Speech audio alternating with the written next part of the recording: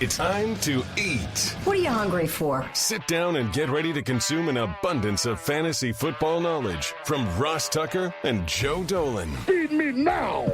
I'm starving. On the Fantasy Feast Eatin' Podcast. Yeah, let's eat, baby. It is the Fantasy Feast Eatin' Podcast, presented, of course, by DraftKings. I'm Ross Tucker, former NFL offensive lineman, 5 teams, 7 years. Most of you already know that. You can check me out on social. I appreciate when you do, at Ross Tucker NFL. Love the engagement, by the way, during any games I broadcast, including Eagles, Dolphins, Saturday night. A lot of fantasy football implications, actually, with their joint practices going on right now and the game Saturday night. We are at Ross Tucker Pod.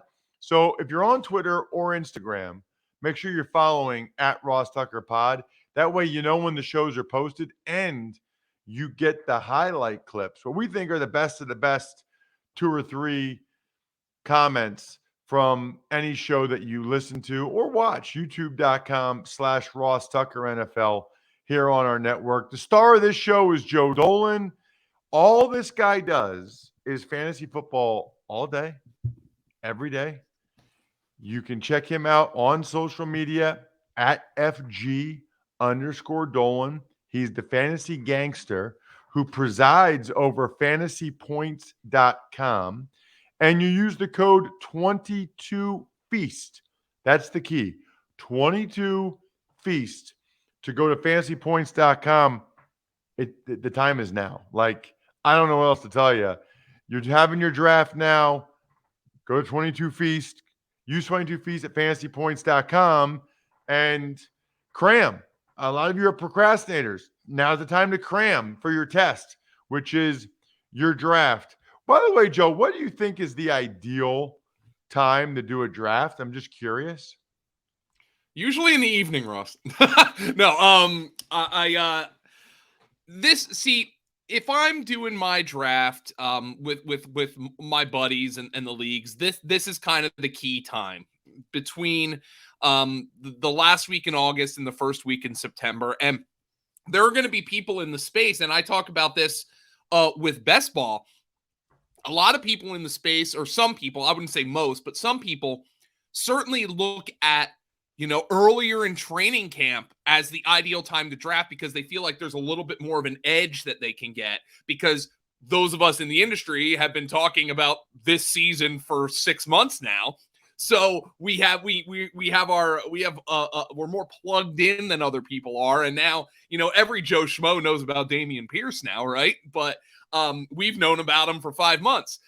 So a lot of people will say earlier in August, but if you want to just have the least frustrating time drafting, because eventually the injury bug bites everybody. There's nothing you can do to avoid that. The least frustrating time is to draft in the weekend or two right before the season. And the thing that has made drafting earlier, though, a little bit more viable is that a lot of coaches now just do not take the preseason as seriously with their starters as they used to. We now have one fewer preseason game in which players can get hurt. And then you now have, what happened with J.K. Dobbins last year. Some coaches, including John Harbaugh, who stupidly, and I will say stupidly, played J.K. Dobbins in their final preseason game last year, are pulling back because they don't want guys to get hurt in a meaningless game and completely derail their season. So I actually think drafting earlier is less risky than it used to be. But still, August, September, these are the weeks heading into the season. This is our Super Bowl for fantasy football. Everybody loves drafting. Everybody loves it. If you play fantasy football and you don't like the draft, then you're not going to like playing fantasy football. There are other things that we do in fantasy that are menial and tedious, which is why, quite frankly, I've eliminated kickers and defenses in some of my leagues because nobody wants to wake up on a Tuesday and have to think about picking up a kicker. Others believe that that's part of the game. It's fun to try to find an edge by having kickers. So But the draft is the biggest time. It's the most fun time. And drafting closer to the start of the season, I think, and where you can then see your team in action very soon, I think that's what makes sense for the large majority of people. This weekend and next weekend are going to be absolutely massive. And the NFL starting after Labor Day, Labor Day weekend, you have a picnic in your neighborhood, and that's when your fantasy football draft goes down. That's why I think these weekends are really, really popular. And if you want the most information with your draft, obviously it makes sense to draft later. Yeah. Hold on one second. Good timing there. Right when Bless Joe you. finished, I had to sneeze. Gesundheit. So, honestly, your draft should be between August 30th when they go down to final cuts, because that's when there's like little trades and stuff, and those things will affect things. Yeah. I think for the most part, your draft should be between August 30th and September 8th, the opener. I mean, that's like the ideal 9-day strike zone, I would say. So let's take a look at my calendar, Ross. I have a fantasy calendar on my Mac. Like literally, like, how you do different color coded ones. I have a fantasy just for drafts. So this is August 24th, and these are season-long drafts. I've already done some Dynasty rookie drafts, but I have one tonight. I have one Saturday morning. I have one Sunday night. I have one next Wednesday night. I have one next Sunday night. I have one on Labor Day in my neighborhood that's going to be live. Then I have one on Tuesday night and one on Wednesday night. So the majority of my drafts are after August 30th, but I do have a couple before coming up this weekend, and that's when you cross your fingers and hope nothing happens. So let's dive into what people need to know. There are some people that don't think anything that happens in the preseason is of consequence for fantasy football. Joe, those people are wrong. Those people are very wrong. And they're going to draft Antonio Gibson way higher than they should. Well, I think the thing about Antonio Gibson is dating back to March, the vibes on Gibson have been real bad. We probably mentioned this on last week's podcast, but I mean, there was a moment in March when it looked like they were going to lose J.D. McKissic and to the Buffalo Bills, and then, oh wow, the world for Antonio Gibson. Well, they convinced McKissic to come back. Then, they're bringing in all kinds of running backs on their top 30 official visits before the draft, including Breece Hall and Kenneth Walker, by the way, who were the two best running backs in the class. And then they draft Brian Robinson, and Gibson's fumbling. They're like, here's the thing about Gibson. It doesn't look like he's got like the instincts that like a natural running back. And remember, he was a college wide receiver.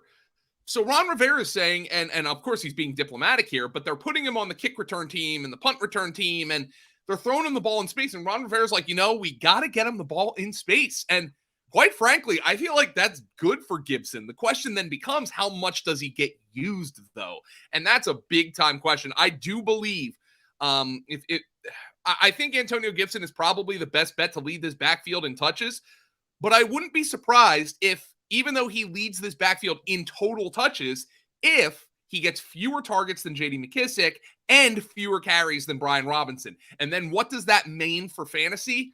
I mean, I think Washington is probably going to have, at best, and I mean at best, an above average offense. That would probably require Carson Wentz to play better than we've seen him play in 3 years. But in an average offense, which is where I think they are because they have some talent, what does not getting as many carries as Brian Robinson and not getting as many targets as J.D. McKissic mean? I'm not 100% sure. But I would like to see Washington kind of flex Gibson out wide a little bit. Remember, he was a wide receiver in college. Greg Cosell, who you obviously have on the Ross Tucker Football Podcast, thought he profiled best as a big slot receiver in the NFL, because that's what he was in college. So I'm really interested to see if there's a different way they can use Antonio Gibson, and maybe the drafting of Brian Robinson is going to open up some opportunities for Gibson. But for fantasy purposes, man, this is a headache. And if he's going to put the ball on the ground, he's not going to play for Ron Rivera. That's the bottom line. We have some clarity, Joe, since last week on Deshaun Watson's suspension. Yeah. So the question I have is, we know he's out for 11 games. They settled it. There's no discrepancy. There's no dispute. What does it mean for Amari Cooper? What does it mean for Njoku? What does it mean for the running backs? What does it mean, I guess, even for Jacoby Brissett and Deshaun Watson? Well, here's the thing about Jacoby Brissett. He's not very good. let's be honest. So first, I mean, I hate that I have to talk about this from a fantasy perspective, because it's really a gross situation, and unfortunately, we have to do this every year with things. But in the average fantasy league, Deshaun Watson is not draftable for obvious reasons. He's going to miss 11 games, and on top of that, if you want to play fantasy football for fun and it should be a fun and positive game, and you don't want to root for Deshaun Watson, I have no qualms with you doing that. Just take him off your draft board. I mean, but like, let's just say you're like, I'm in this to win it, blah, blah, blah, blah. He's out for the first 12 weeks of the season, 11 games in a bye. He hasn't played football in nearly 2 calendar years by the time he gets back. I mean, I feel like it's probably a little bit naive in a new city with a new coaching staff, with a new group of weapons behind a new offensive line, that Watson's going to come out here and throw for 350 and 3 touchdowns every game. So, I mean, and also, I mean, I just think he's undraftable in your standard fantasy league right now. As for the Browns offense, presuming they don't make a move for another quarterback, which I guess Andrew Berry did slightly leave the door open on that. He said that we believe in Jacoby, but didn't actually respond to the question of, will you bring in outside help? It's going to be a very boring, very run-heavy offense. Jacoby Brissett is almost zero upside. He averages under 200 passing yards per game in his 37 career starts. The one thing he does do, and this is probably why the Browns pursued him, is he takes care of the football. His career interception rate is a minuscule 1.4%, okay? By comparison, Aaron Rodgers, who is legendary for his ability to avoid interceptions, has a career interception rate of 1.3%. So Jacoby Brissett basically avoids interceptions on the same level as Aaron Rodgers. Of course, Aaron Rodgers is also an elite processor with generational arm talent, and Jacoby Brissett is not that. So, presuming the Browns don't make a move for like a Jimmy Garoppolo, Brissett, his task is simple. Give the ball to Nick Chubb. Don't throw interceptions. That is what Kevin Stefanski wants him to do. I think it's going to be a mediocre run-based offense with Brissett as a caretaker. And you say what you want about Brissett. He can caretake. He doesn't turn the ball over. That's as good as I can say. Amari Cooper is cheap, and he's going to be a target hog, so I'm actually still okay. He's like a 5th, 6th round pick.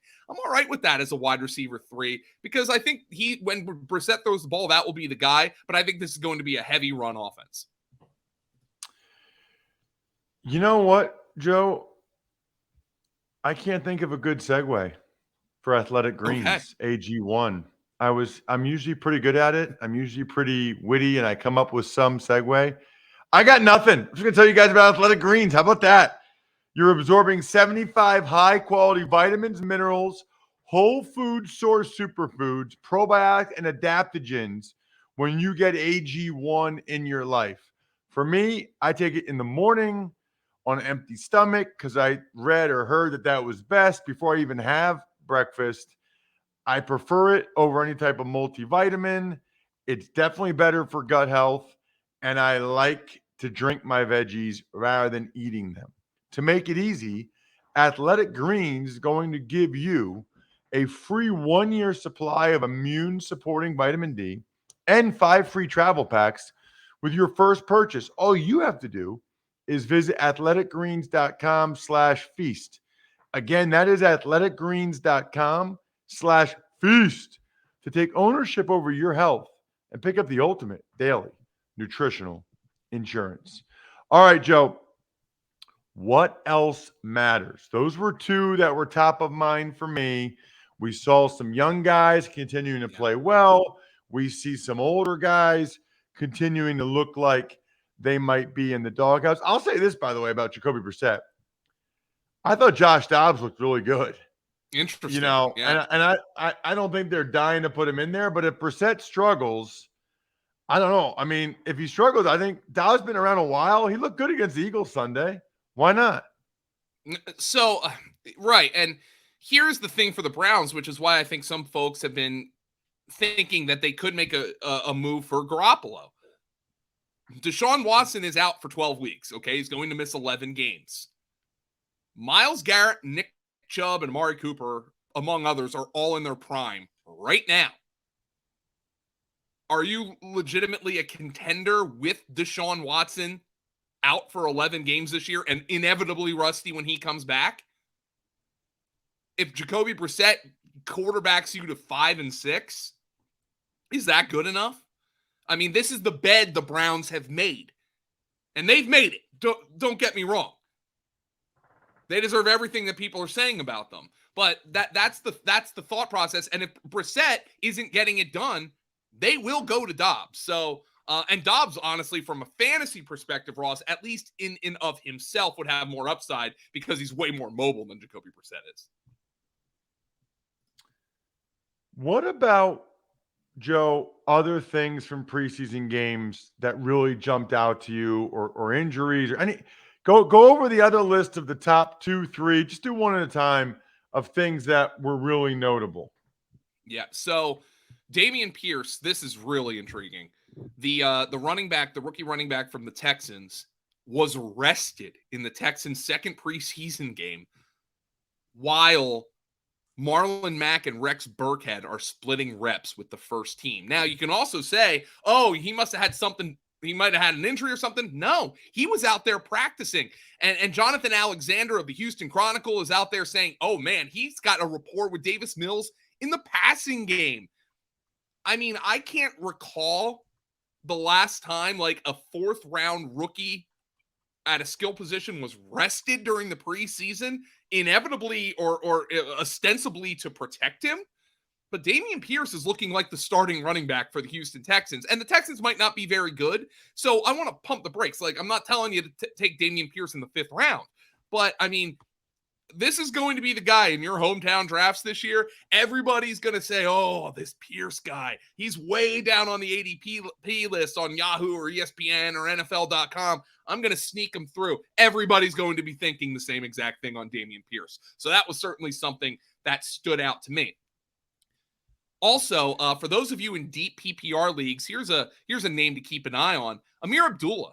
The Raiders informed Kenyon Drake that he's going to be released. And Ameer Abdullah is kind of playing the James White spot in Josh McDaniels' offense. Both Josh Jacobs and Ameer Abdullah rested in the preseason week 2, which kind of indicated that they're at the top of the depth chart as the early down back and the passing down back.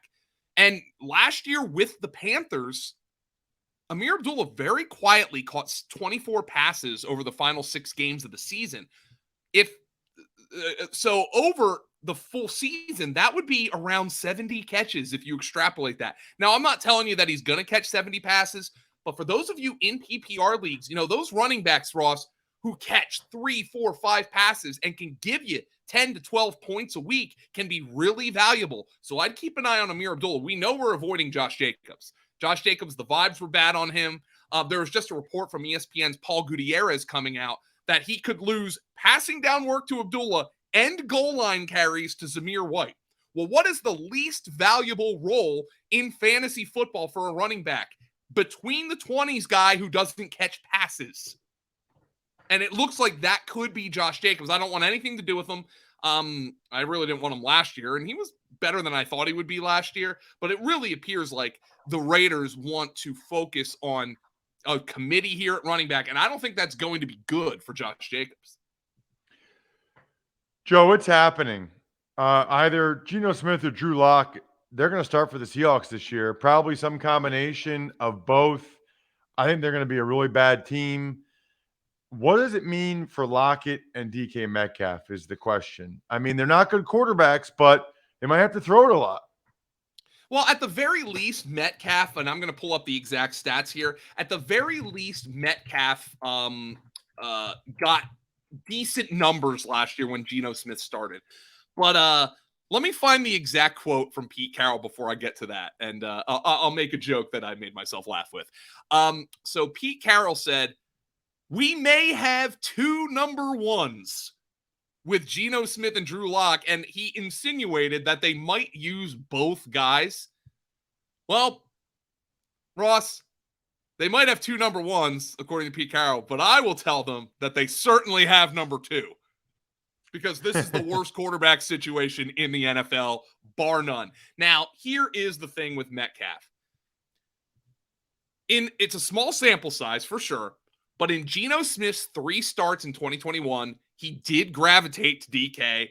DK averaged 17.2 fantasy points per game in Geno's 3 starts compared to 13.9 fantasy points per game in Russell Wilson's 14 starts. But obviously we know DK Metcalf has been a league winner in the past with Russell Wilson. If Drew Lock gets the starts, though, that's not so good. In his career, Cortland Sutton in Denver averaged 30% fewer fantasy points per game in Lock starts versus all other Bronco quarterbacks. The same was true for Jerry Jeudy, who averaged 10% fewer fantasy points per game with Drew Lock versus all other Bronco quarterbacks, and for Tim Patrick, who averaged 18% fewer fantasy points per game versus Drew Lock with Drew Lock versus all other Denver quarterbacks. So if I'm looking for Seattle to have an offense that can at least get fantasy points out of Lockett and Geno Smith and Metcalf, I'm probably rooting for Geno Smith to be the quarterback. Geno now apparently is a very popular locker room guy, which might help matters with the way Pete Carroll runs his ship. But I mean, I am rooting from a fantasy perspective for Geno Smith to start at quarterback. And just listen to that sentence again. Rewind 15 seconds, listen to that sentence again, and that tells you the state of the Seattle Seahawks right now. By the way, Kenneth Walker might not be ready for week 1 because he had hernia surgery. And I don't think it's a sports hernia. I think it was like an inguinal hernia, like the intestine hernia. And Pete Carroll, of course, Pete said, "Oh, he's still sore." Well, no crap, Pete. He had a procedure a week ago where he had a scalpel inserted into his abdomen. You are going to be sore a week after that.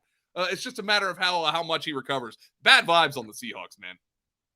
Really bad vibes. I will say this, and I talked with Sam Munson on Monday's Ross Tucker Football podcast about this. Their 2 rookie tackles actually look pretty good. Those guys, Charles Cross, Abe Lucas, they've looked pretty good, which is a positive. They need that. And then what's interesting about those guys, Ross, is they played at Mississippi State and Washington State, both of which have the Mike Leach connection. So those guys are dropping into a pass set, like 75 times a game in college?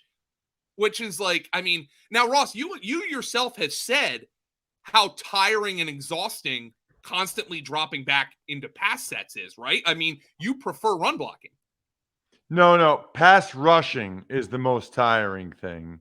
What I said about pass protection is it's just not fun. You're just like, yeah. You are not the attacker. You are the attackee. You know, you're kind of playing, even though you're on offensive side of the ball, you're kind of playing defense. Yeah. And it's not what you like to do. I mean, there aren't very many offensive linemen out there that would rather pass block than run block. Yeah, so I think that's a good sign, though, because, you know, you think of the Seahawks, and this is how they're going to play this year. They're not dropping back. They're not dropping Geno and Lock back 45 times a game. They're going to run the football. I just think it's interesting that those guys have looked so good given their college background. I don't know if that surprised you a little either. Yeah, I have been. And they've been physical, too. I like it. It's a good sign. Well, I really like Charles Cross, yeah. Yeah, a couple of things I definitely want to mention. One is Mike Gesicki. Now there's rumors that he's on the trade block, that they've had some conversations. I know that literally while we're recording this, 11:25 a.m., he just suffered some type of minor injury. I don't know. They said that he was something bothered him in his neck or head area. So forget that part of it. Just what about the fact he's getting all these reps in preseason games, Joe, and he's supposedly on the trade market? Who is that, Mike Gesicki? Yes. So here's the thing about Gesicki. He's okay. He's back in team drills. Yeah. This is like, I feel like I'm doing play-by-play during the Fantasy Feast. Oh my God. Like this is like, I'm honestly just rooting for all these joint practices to be over, because now I know why teams are doing them, and I think coaches view them as more valuable than preseason games. But on August 24th, there's only bad things that can happen in these joint preseason games. Our takes are pretty much well boiled at this point. They're marinated. We don't want injuries. That's what we don't want. But here's the thing about Gesicki. And one of the reasons I haven't really been drafting him a whole lot. I mean, I've dabbled if I needed a second tight end in best ball and his bye week matched up, but I just didn't know like what kind of fit he'd be in this offense. Now you look at San Francisco, where Mike McDaniel came from, and you're like, oh my God, Kittle's a god in that offense. But here is the difference. Mike Gesicki in his career has essentially been a big slot receiver. George Kittle is in line. He's a nasty blocker. That is not Mike Gesicki's game. What happened this offseason? That not only did Miami trade for Tyreek Hill, but they signed Cedric Wilson. They gave Cedric Wilson all this money. Now, if you were to get Chris Greer over a couple of beers and say, hey, would you have signed Cedric Wilson if you knew that you were going to trade for Tyreek Hill? My guess is he would probably say no. But what is Mike Gesicki's role going to be in this offense? And if he's playing in line more in the way like a George Kittle played in San Francisco, that does not accentuate the positives of Mike Gesicki's game. So I really don't like him for fantasy this year in Miami. Now, there are certainly teams out there who could look for an upgrade at the tight end position and like, we could use that big wide receiver type. We could use a guy to split out wide. I know Dawson Knox isn't necessarily that guy in Brian Dable's offense, but looking at the state of the Giants' skill positions with all the injuries they have, I feel like the Giants could be a fit there. Maybe I don't know how the Commanders feel about Logan Thomas, but maybe the Commanders could be a fit. So I think there are certainly teams that would be interested in trading for Mike Gesicki. And quite frankly, Ross, I think his fantasy impact would improve elsewhere because I'm not really feeling it with Miami. Last thing I wanted to make sure I got in, Joe. How about my boy Justin Watson? Is he a thing, Joe? I mean, I'm just telling you, my freshman year was 1997. He's the best Ivy League player I've ever seen. So that's 25 years, okay? He was the runner-up for Player of the Year 3 years in a row, which is awful, by the way. He's an amazing player. Just watching that Chiefs game on Saturday and seeing Watson and Mahomes talking on the sideline, I think he's going to be a thing, Joe. I think this is real. And the Chiefs beat writers have not even there was a couple of weeks ago, there was talk he's making a push for a roster spot. I don't even think that's not even in question anymore. Obviously, Juju Smith-Schuster's missed some time in camp. Mecole Hardman had that minor groin thing. No, I'm with you, Ross. Justin Watson could very well be a thing. And unfortunately, this could put a damper on the shares of Marquez Valdes-Scantling and maybe Sky Moore, who both are, they paid Marquez Valdes-Scantling a lot of money, and Sky Moore was a high draft pick. Both of those guys are going to play. But I think this could hurt, Mecole Hardman if Justin Watson's a thing. He's big, he can run. So in ways, he's like Valdes-Scantling, but this guy's a supreme athlete, and if he's going to run down the field and get open, Patrick Mahomes is going to find him. He is absolutely a deep sleeper to keep an eye. I'm not telling you to draft him this weekend, okay? Maybe if you're in a 30-round draft, you can do it. I'm not telling you to do that, but he's somebody to keep an eye on early in the preseason. Listen to what Ross said. He was the best Ivy League player you've ever seen. Go Quakers. And also, he's playing in an offense where there could be theoretical opportunity. Let's say he scores a touchdown in week 1. That's somebody who you probably shouldn't. Oh, that's a fluke. Yeah, probably should keep an eye on him on your waiver wire for sure. Especially once we see the snap shares coming out from week 1 and how the Chiefs rotate these wide receivers. By the way, I have seen this. I want to mention 2 things about playing time in the preseason. I did see a Twitter take that we should be concerned about Travis Kelce only being a part-time player with the ones during the preseason. Oh, my God. Are you freaking kidding me? Are you kidding me? No. Travis Kelce doesn't need to play all the snaps with the ones in the preseason. You're nuts. You're fired. Done. Pull the plug. Check him out. Oh, go ahead. One more, Ross. Breece Hall had 4 carries for 1 yard in the Jets' second preseason game. The only starters the Jets played were essentially their rookies. Breece Hall, Garrett Wilson. It was behind a backup offensive line against the first team. I know the Falcons defense is going to stink, but it was still their first team defense. 4 carries for 1 yard. I don't care. Do not overreact to that, please. There you go. Check him out on social media. I love this guy. At FG_Dolan. Such a rock star. Love the passion. Love the energy. Go to fantasypoints.com. Use the code 22Feast. I'm at Ross Tucker NFL. Oh, make sure you're checking my social media at Ross Tucker NFL because I got some Madden codes I'll be giving away over the next week or so, which should be interesting. Other than that, I'm stuffed. We're done. Thanks for listening to the Fantasy Feast podcast. Make sure to also subscribe to the Ross Tucker Football Podcast, Even Money, Business of Sports, and the College Draft. All available at Apple Podcasts, rosstucker.com, or wherever podcasts can be found.